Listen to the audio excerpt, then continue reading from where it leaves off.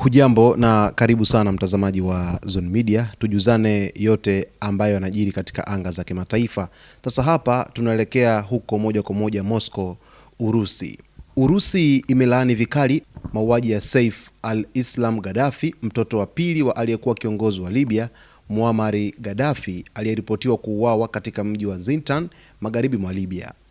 Kupitia taarifa iliyotolewa Jumatano na msemaji wa Wizara ya Mambo ya Nje ya Urusi, Maria Zakharova, Moscow imetoa wito wa kufanyika kwa uchunguzi wa haraka, wa kina na wa wazi ili kuwabaini na kuwawajibisha wahusika wa tukio hilo. Tunalaani uhalifu huu kwa nguvu zote. Ni muhimu uchunguzi wa kina na wa uwazi ufanyike bila kuchelewa na waliohusika wawajibishwe kwa mujibu wa sheria, alisema Zakharova. Aidha, Urusi imetoa salamu za rambirambi kwa familia, ndugu na marafiki wa marehemu. Kwa mujibu wa maafisa wa Libya, Saif al-Islam Gaddafi mwenye umri wa miaka 53 aliuawa Jumanne katika mji wa Zintan.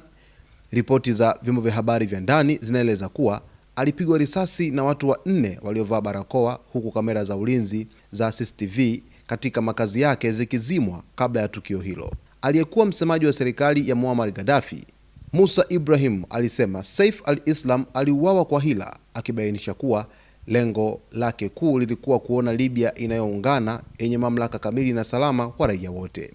Ibrahim aliongeza kuwa alizungumza na Saif al-Islam siku mbili kabla ya kifo chake na kwamba hakuwa na wasiwasi mwingine isipokuwa mustakabali wa Libya, amani na usalama wa wananchi wake.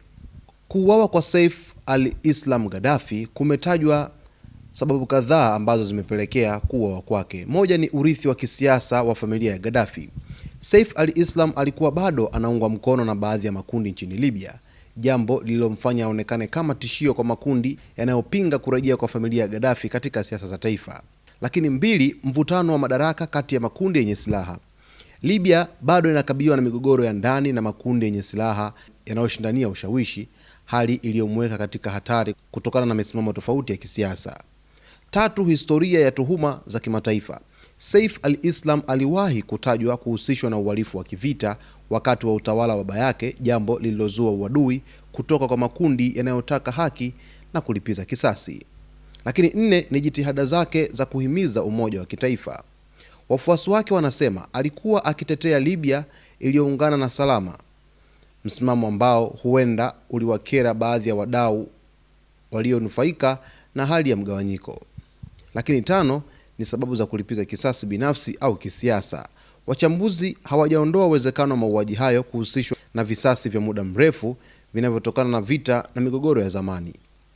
Kwa hiyo Urusi imeeleza kwamba uchunguzi wa kina uweze kufanyika haraka iwezekanavyo ili kubaini undani wa tukio hilo, na kupitia msemaji wa Wizara ya Mambo ya Nje ya Urusi, Maria Zakharova, taarifa aliyoitoa imeeleza kwamba wanalaani uhalifu huo kwa nguvu zote na ni muhimu uchunguzi wa kina na wa wazi ufanyike bila kuchelewa, na pia waliohusika wawajibishwe kwa mujibu wa sheria, alisema Maria Zakharova, msemaji huyo wa Wizara ya Mambo ya Nje ya Urusi.